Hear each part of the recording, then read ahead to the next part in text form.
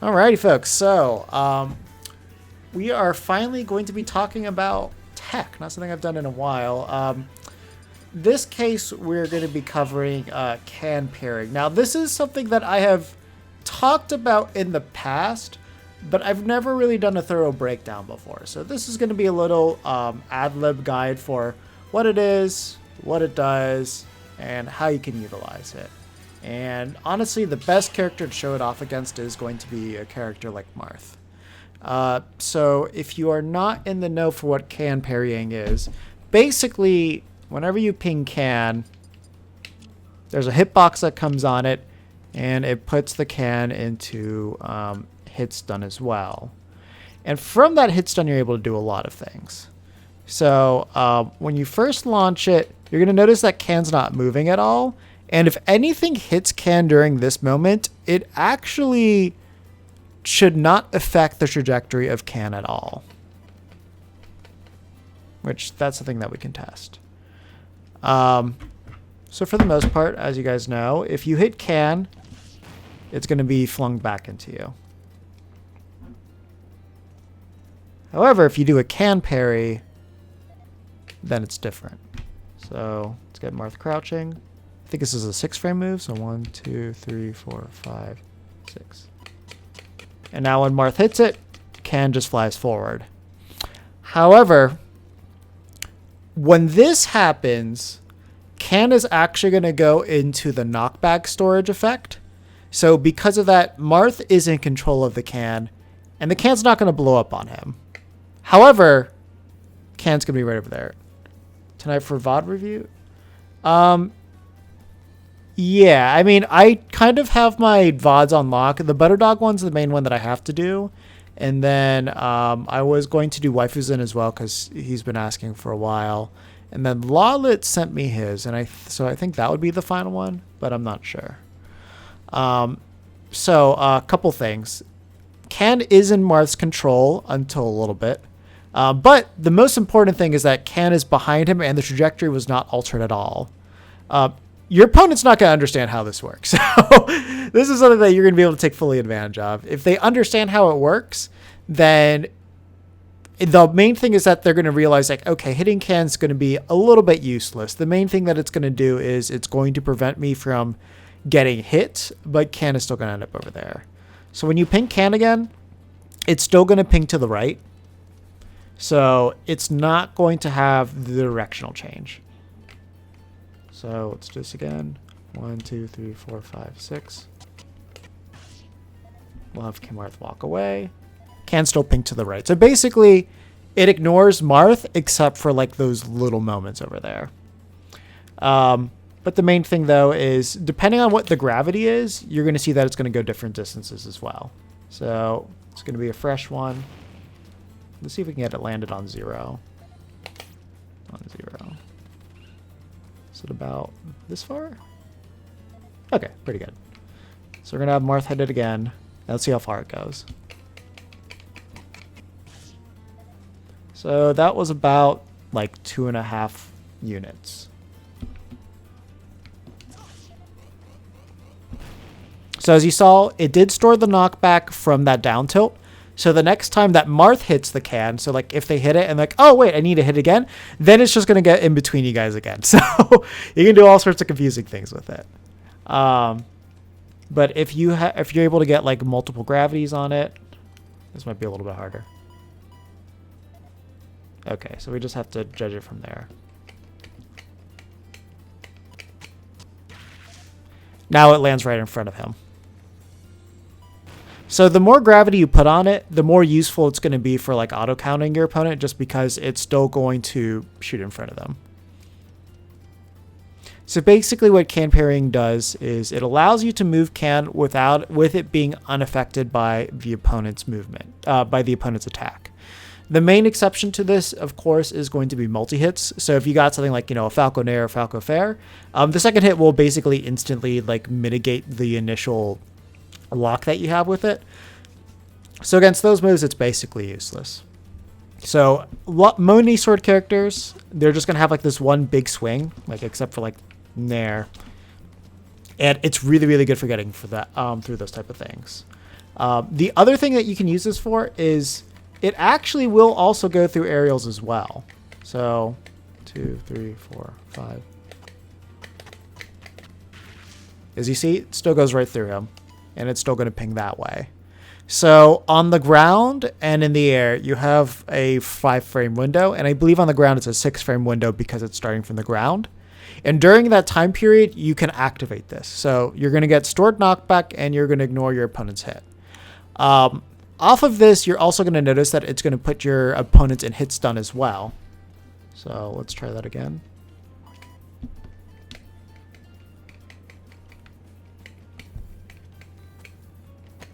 One, 2, 3, 4, 5, 6, 7, 8, 9, 10, 11, 12, 13, 14, 15, 16. So you trap Marth there for 16 frames. So you can basically get a hit confirm off of these type of things. Because now I can spawn Clay Pigeon. And there Marth's able to get his shield up. But at the same time, he's still getting locked in there by he's still getting locked by Clay Pigeon. And I also had 15 more frames earlier to throw that in there. And, you know, Clay Pigeon takes about 17 frames to come up. So if you know your opponent's going to hit the can, you can basically get like a free Clay Pigeon off of it. I would definitely say... Yeah, so at first I thought it was a 1-frame window, so I thought it was completely insane to do, but it is a 5-frame window, which is a pretty realistic thing to do. You just have to have a good sense of when your opponent's going to hit it. The only time this is impossible to do, obviously, is if you're playing on Wi-Fi. If you're playing on Wi-Fi, just forget it. So just to show like exactly, again, how long you have. So Marth's down tilt's a 6-frame move, so we're going to start. Now we're going to ping can.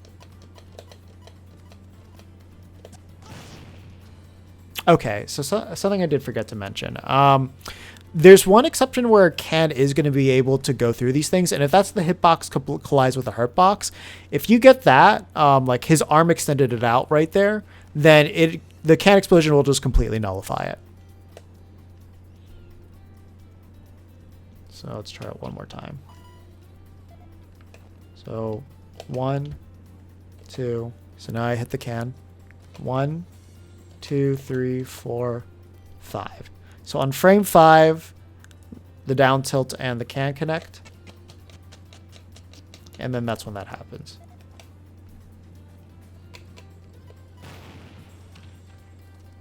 So 5-frame window on the ground. I inputted that 1 frame after last time. And that's how long you have there. And same thing is going to apply to the air as well. So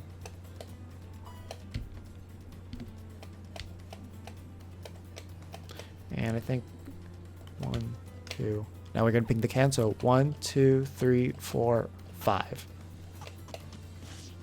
Same exact thing. So you have 5 frames on the ground. You have 5 frames in the air for the parry to work. So once again, it's going to store the knockback of the can. So if I hit it, well, that was a little bit too late.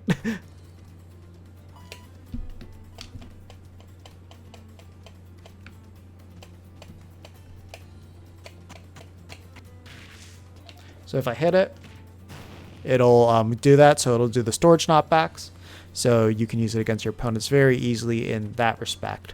So if they don't go back and hit the can, that's a mind game that you can play as well. So like if they hit it, you could fall with Nair, and then can would just like fly right into Marth there. The other thing too, a little bit harder to do against a character like Marth because he has a disjoint, is that well, actually, I think we might have seen it there. Let me go back to him real quick. You can clank out moves as well. So you can completely stop them from happening, but that will only happen if you do it frame perfectly. So let me show that off real quick.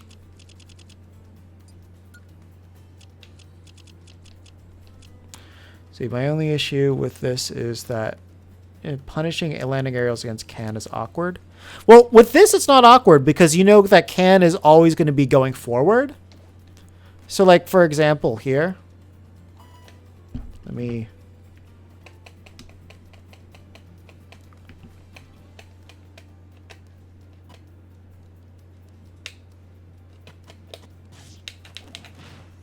So in like that case, you know, with the way that he's moving there, you really don't have to worry about the hitbox coming down and hitting you. And that's really the main thing.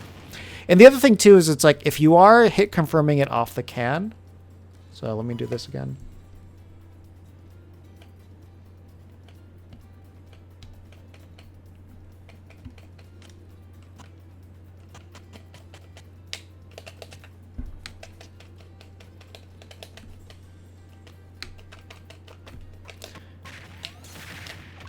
You can get those hit confirms off of that as well. Yeah, so the main thing is this. There are a lot of people that will do rising aerials to hit can. That is not really an unexpected habit to happen at all. Obviously, you're going to have some opponents that are going to be more used to just like getting around and avoiding it. But you can also do it preemptively as well to just like, okay, I think they'll throw out an attack there. If they don't, then okay, cool, they avoid it.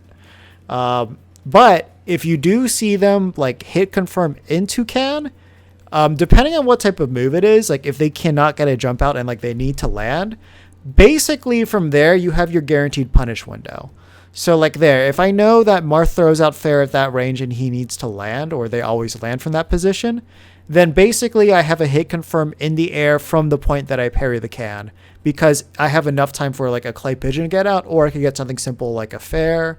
Or I could do something like a grab as well. Like rising aerials against aerial can is not uncommon. That's pretty normal overall. And the only way that it wouldn't be normal is like once you condition them not to do it, if that makes sense. So that's one thing that you have there. The other thing that I did want to show is like can actually parrying in general, so, or clanking I should say. So 1 2 3 4 5 6.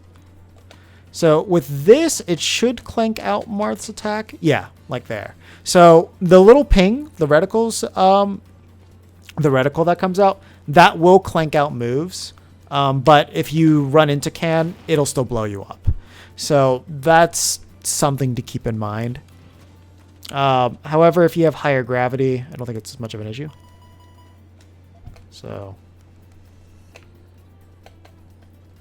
1 2 3 4 5 6. That was too close.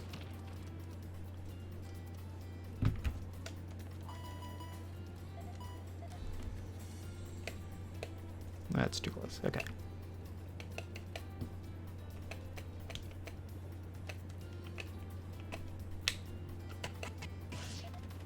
Yeah, so if you have higher gravity on it, then basically you're not going to have to worry about can being able to hit you back on that. So another thing to consider. So basically you can have an auto parry that will clank out your opponent's moves without you needing to be there. It's just the main thing is that you're going to have to be able to know when you have that set up or not. I'm pretty sure we can also do it against like smash attacks as well. So let me try it against Marth down smash real quick. I just need to check the frame date on it because I'm not sure what frame that comes out. Frame 6, okay. Same exact thing then.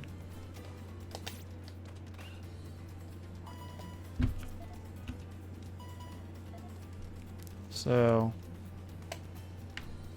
1 2 3 4 5 6.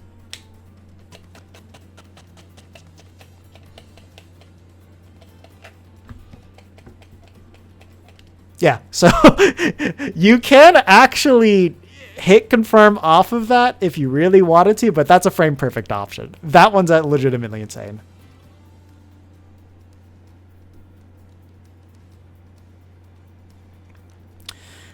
So on landing or falling aerials, it'll help you for two reasons. So the obvious one is if they're doing a landing area, like let's say Marth was already in the air here and he's now next to Can. If he aerials here and I start running towards him, now I don't have to worry about Can coming down and hit me, and I can get a grab off of that. Oh, did I not parry can properly? Thought I did.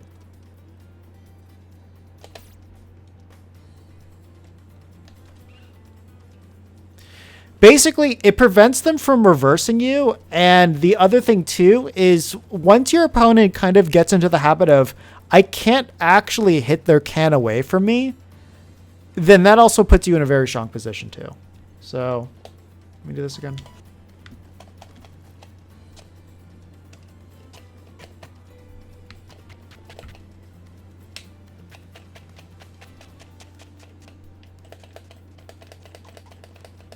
Oh, why did it do that? I was doing up air.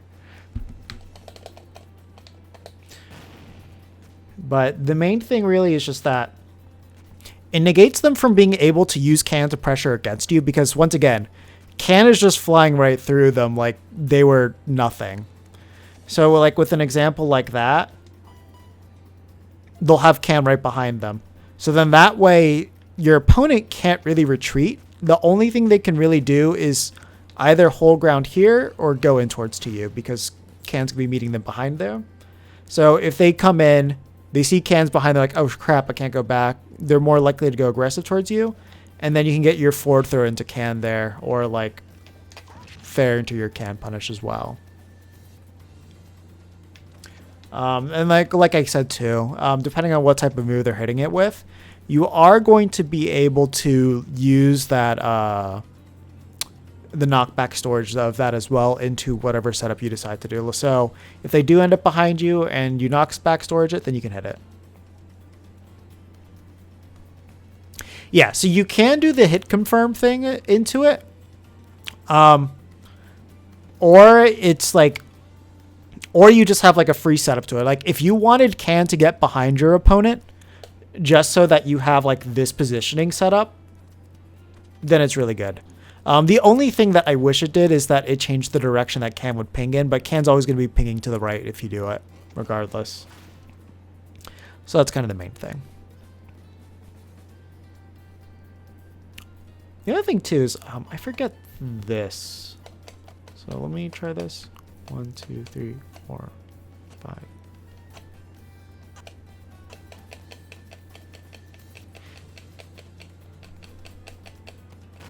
Oh, actually, so there, because we did the frame perfect version of that. That was actually able to auto punish Marth. So, depending on which version of you get, the closer you get to the reticle, the more beneficial it'll be. Because there, the hitboxes lined up with each other, canceled out Marth's attack, and because of that, it was actually able to just like hit him there. So there's just like a lot of really wild, wacky things. But your main objective of that is, okay, I'm going to make him hit the can more. So I'm going to make him hit the can so he's in hit stun so I can punish the hit stun of them landing with it. Or it's just that I will very much be able to set up good positioning off of it. And honestly, like them hitting the can might give you enough time to set up like a gunman. Or like I said, on certain characters, it should be a hit confirm into a clay pigeon. Like the second that you see Marth doing like a landing fair and it hits can, they are in hit stun for 15 frames. It is enough time for a clay pigeon to come out from wherever they are. Because I don't know if you saw Wisdom. So this is not the perfect version of it. So 1, 2, 3, 4, 5, 6, 7. Okay, there we go.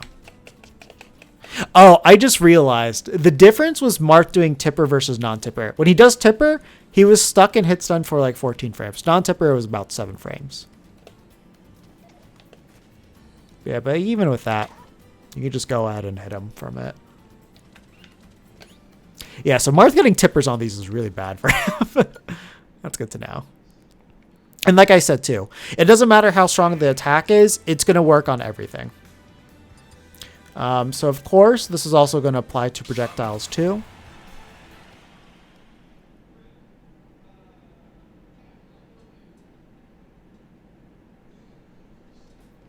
So, oh, wait, I just realized I did not do.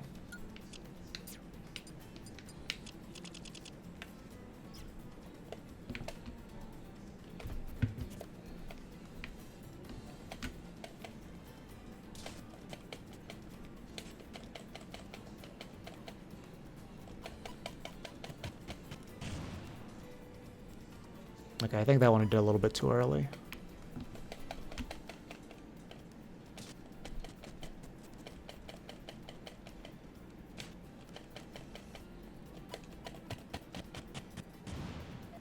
So there we go. And now we already have now we have anchor set up from that.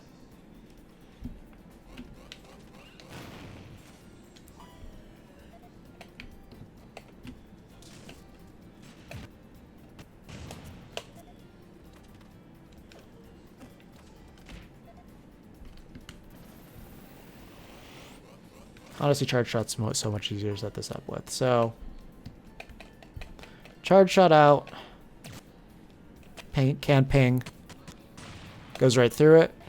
And now you automatically have that stored. And the other thing too is like, you can basically, actually I didn't think about it this way, but like if you want to infinitely store your anchors, I think this would be the way to do it.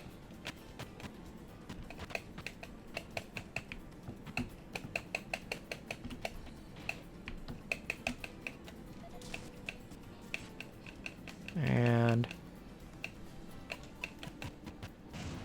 yeah. Okay, yeah. So if you never want to get rid of anchor can, like against Wii Fit Trainer, this is broken. Wii Fit Trainer can physically no longer actually plank you just by doing that. You infinitely have that. And if they re-grab the ledge, then it's like, it doesn't matter. It's just gonna be there. Yeah. So yeah, you can basically keep crawling the can forward and not get rid of your anchor just because of that. The one thing that I don't know, which let's try this real quick. I'm going to shoot it with missile first.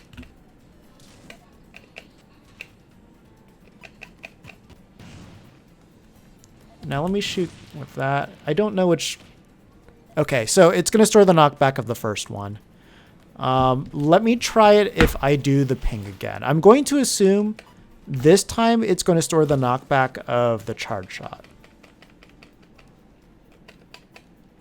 Oh, it actually missed. Okay.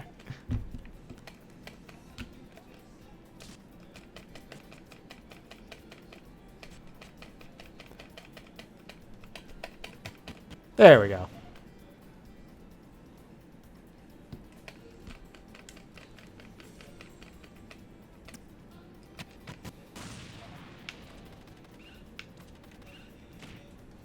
No, it stored the knockback of the missile.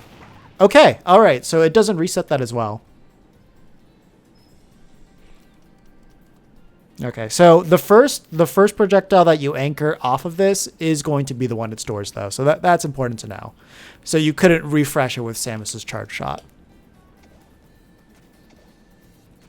And that's also nice too. So like, let's say for some reason Samus does hit your cannon with the missile, and then she hits it with a charge shot. That means if she jabs the can, it's not going to fly across the screen and like obliterate you. It's going to be that one. So that's good information to know. Oh yeah. That does bring me into my next point, and I think I can show this off with Samus.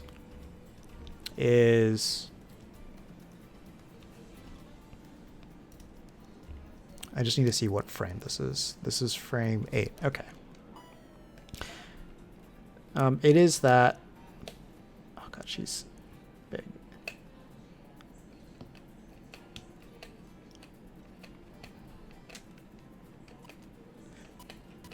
So yeah, basically, if you have an attack and the can go into each other at the same exact frame, then, and the hurt box is on there, so like there's no dishwin or anything, the can's just going to flat out beat it. So that's a frame perfect thing.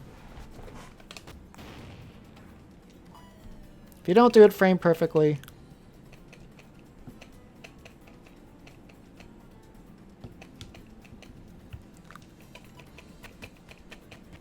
then it's just going to go through like that. So frame perfectly, you beat out the attack. If not, it's just going to be normal like that. So again, if can ends up like right on top of them like that, they're probably going to shield.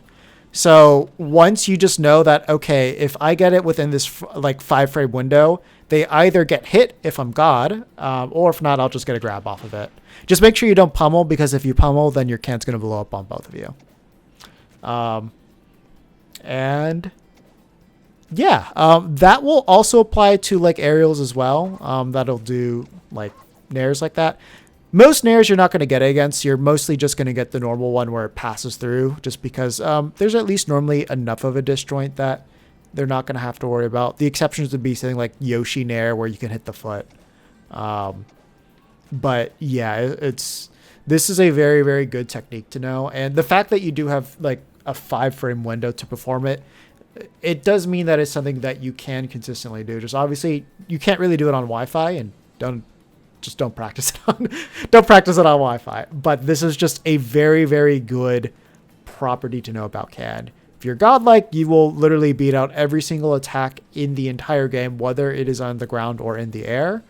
Or you're just going to be able to get auto positioning and negate any effect that your opponent has to influence CAD against you. So it's a very, very strong tool. You can use it to hit confirm, you can use it to set up, and you can just use it to just control space like crazy with it. So something worth learning, and obviously there's probably going to be some better nuances with each matchup that we can like learn through time, and ways that you want to use it in each matchup. But the good thing is you don't really need to change your mentality of how you're using it. And yeah, that's basically it. Oh yeah, and don't forget, if it's a multi-hit, this won't work. It does not work against multi-hits. Only rule. Other than that, it's free to go through. And yeah, I think that's enough for this guide.